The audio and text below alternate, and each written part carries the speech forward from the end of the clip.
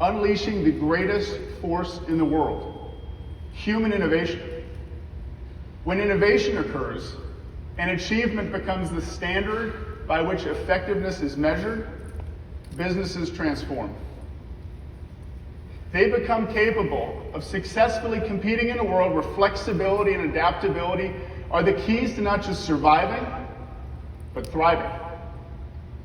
Every market force out there is pushing us all to be more agile, expecting our companies to be dynamic, well-oiled, digitally driven entities, capable of delivering whatever the market demands.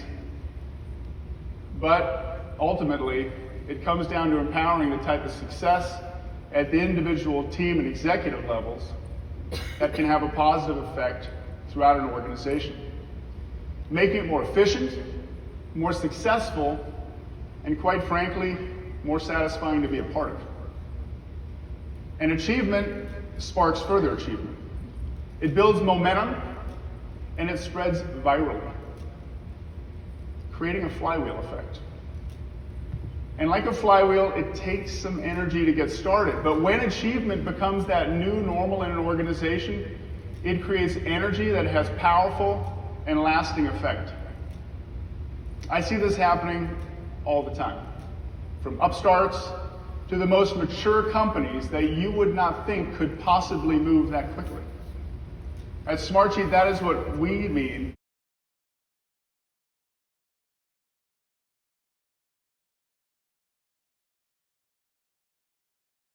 CanDo!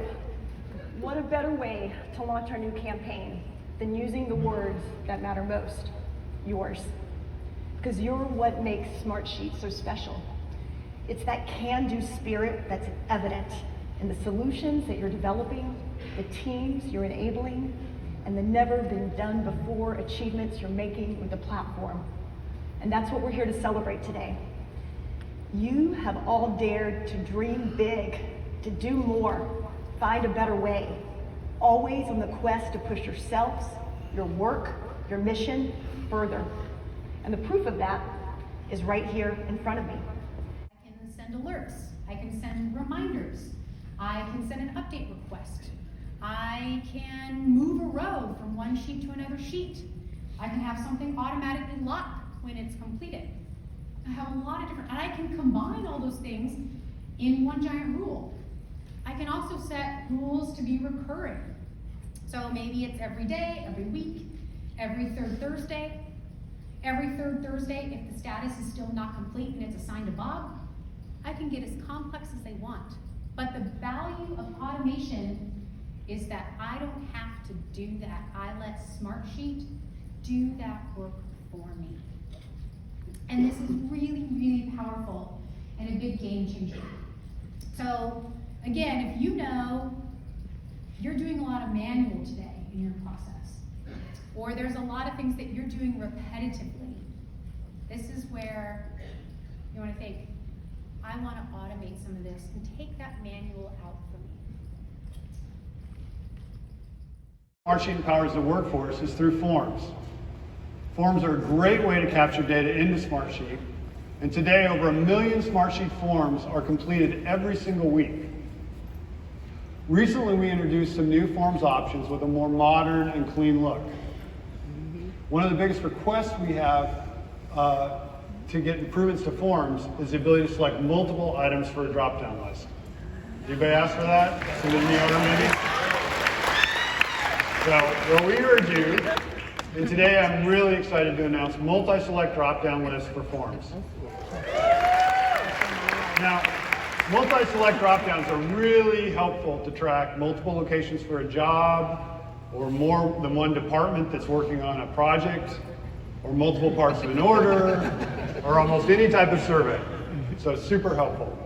Now some of you are probably asking yourself, now wait a minute, how will multi-select drop-down in forms translate to a sheet? Great question. Well, for this to work well, we also need a new column type. So in addition to multi-select drop-down in forms, available today is a new multi-select drop-down column for sheets. As I said earlier, we're just getting started on a bunch of powerful new capabilities for forms that you've been asking for. Things like conditional logic, custom branding, being able to send a form from your domain, making it easier to create a... There's been a little bit of changing in staffing at my company, and that's kind of brought to light that we needed more mobilizers as well, and I have been a huge advocate of that.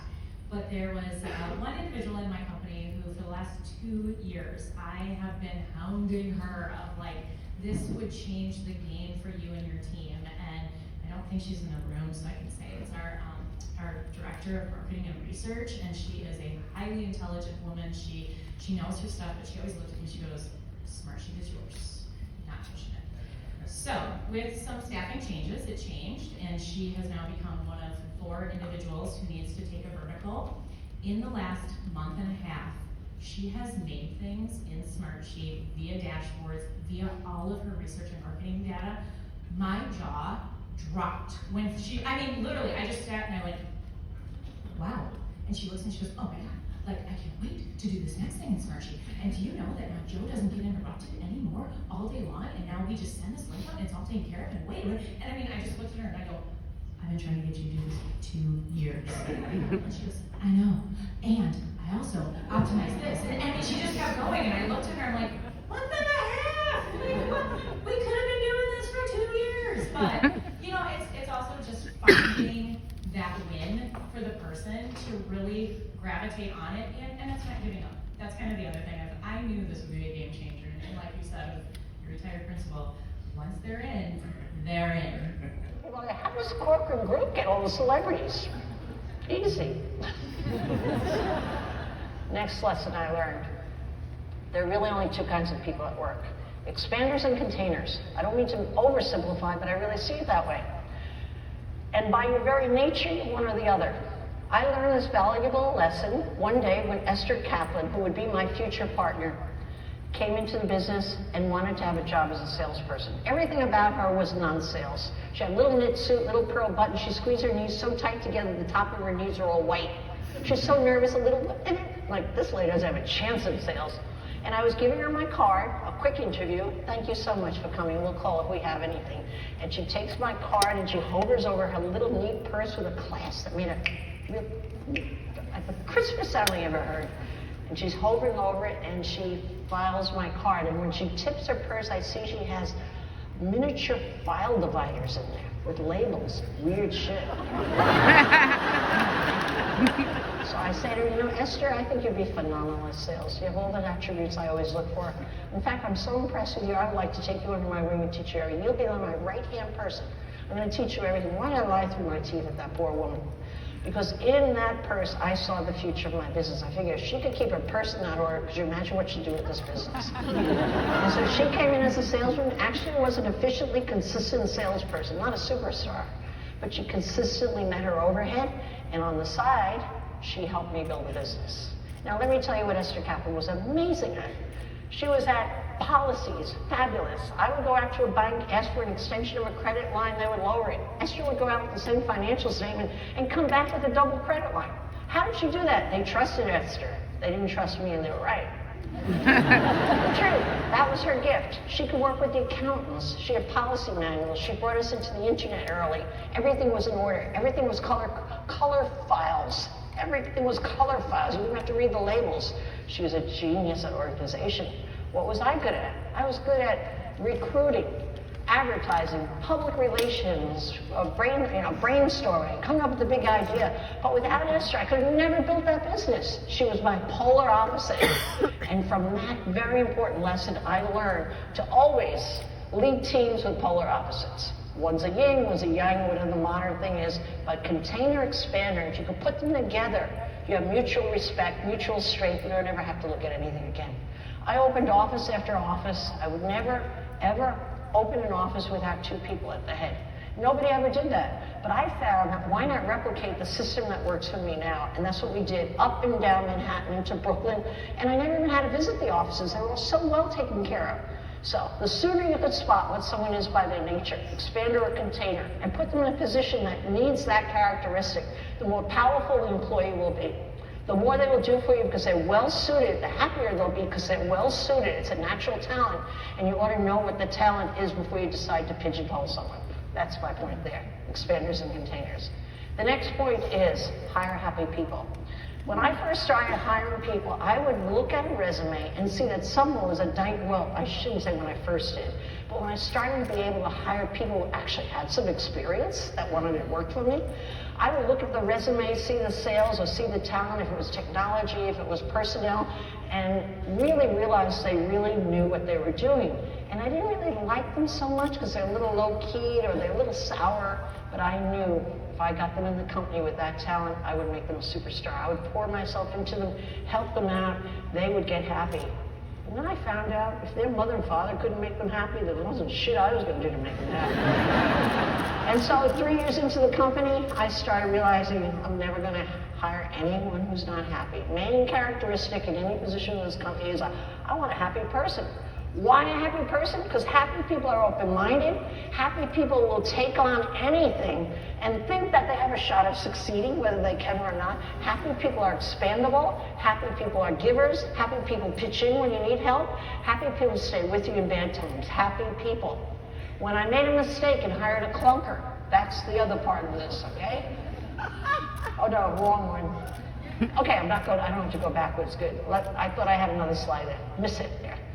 When I realized I had a mistake and I had hired a clunker, I liked nothing more than saying, would you have a little time for me on Friday around 11? And then they would come in and say, this isn't working out. What do you mean? I'm so good. It's just not working out. But here's what you find out. If you get one unhappy person, they can't be unhappy by themselves. They need somebody else to cry with. They suck some of the sucker. They get a little pity party going. And it erodes the complexion of the fabric of the business. It just gets eroded. One bad apple spoils the bunch. My mother used to say it's so true, especially in a sales organization where you're trying to grow a business. You can't have it. I'm not talking about people who criticize. They're invaluable. You have to know what you're doing wrong. But I'm talking about sour people that see everything as negative. Okay, fire the clunkers. In fact, you know what? I'm going to include a new card here. Fire the clunkers every Friday. She's got a new idea. Okay. Next, fun is good for business. Okay? Again, I told you earlier I learned that from my dad. My first fun event, I had actually, Esther let me have $700 for a fun event. We were 5 years old, our first fun event. Oh, thank you, Esther, for splurging today. Okay. And so I was able to hire a double-decker bus, and I announced on Monday sales meeting on Friday, we're going to go on a fun event. Be downstairs 6 o'clock sharp. We're going on a fun event. A fun event? Where are we going? You'll see. They all come down, and I'm on the top of the open-air bus saying, come on up. We have wine, we have champagne, alcohol, cure for all. Come on up. It was a late August afternoon. They all come up, everybody. I'm so happy I have that picture. At the time, we only had one black salesperson, V. Wilson, and V. Wilson helped me plan it. And so where are we going? We're going on a nice, slow tour of Harlem. When Harlem was the scariest damn place on earth. And so we roll out. Everybody was decked out with the jewelry, everything. We roll up to Harlem. We went to the worst neighborhoods in the heat of August. And then V had the best idea the day before. She said, how about when we get up to 165th Street on the west side? She knew which part was the worst. And she said, how about we pretend the bus breaks down? I love it! Needless to say, that was one of the most exciting things we ever did. But when I came back to the office at like 8:30 that night, Monday morning I go in and I saw a sight I never thought I'd see. I see Sharon Baum, who was one of my 2 top brokers. Sharon Baum, here's an invitation. Do you know I was the first woman graduate of Harvard? I know, Sharon, you told me 500 times. Talking to Carrie Chiang, her rival in the company, like 2 queen bees, who's like the Orient Express. And they're at a water cooler, literally, like leaning on it, like a stereotypical scene. And they're laughing and slapping each other's backs like 2 guys at a bar. I'm like, what happened to them? They love each other and they hated each other. They had the commonality of having fun and getting outside their comfort zone and shared experience. They were blended. And I realized, we're going to start having fun.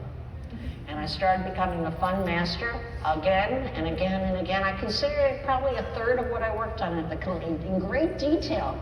Fun with a surprise that always gets people laughing. And so the parties went on. In the summertime, we had a giant picnic, of course, on big fields like every other company does, but our picnic was different. We had motorcycle gangs fly right up, and your girls would pull up their dresses and hop on the back. We had camels to ride, elephants pulled in. We didn't spare any expense to Esther's angst, I would say. Overall, I met some incredible people. I did some things that, hey, I would have never thought I would do, stand up in front of 4,000 people. Hey, that's just me. Gotta do what I gotta do.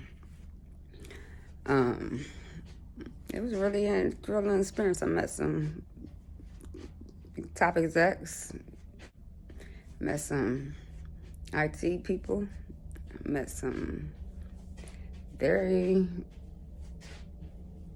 interesting, connected in their own right individuals, smart, who have the same passion for this program, Smartsheet.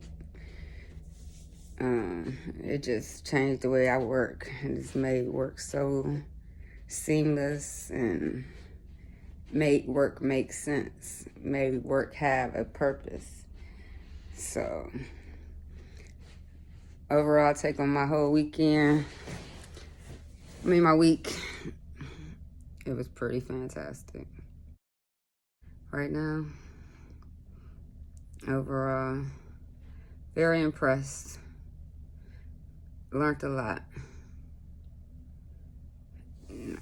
More or less, a lot just gave me more reason to pursue what I want to pursue in this whole aspect of bringing this program to the forefront. I mean, because this is one of those programs that you can sleep on now if you want to, but we're on the cusp of just, I mean, it just makes sense.